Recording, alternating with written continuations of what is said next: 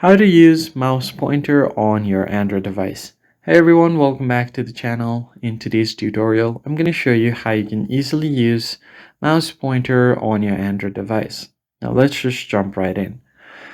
First thing first, you need to go ahead and open up the settings. So this is only available on certain phones and models. I'm currently using a Samsung device and they support an inbuilt mouse pointer which you can use to navigate your way through your phone. So basically you have to go over to the accessibility settings, and then from here you need to go ahead and tap on interaction and dexterity, and you need to turn on the assistant menu.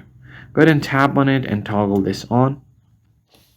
Now you'll find this little icon over here. Just tap on it, and then if you swipe to the left or the right hand side, you can find the cursor option. Tap on it and you can get a built-in cursor on your device which you can use to navigate. So let's say if I want to go back, I can move the pointer to this back arrow, tap on it, and then go back. You can use this as your normal laptop pointer. You can even scroll up and down with these buttons, and you can scroll to the right side to go to that settings and tap on this back button to go back.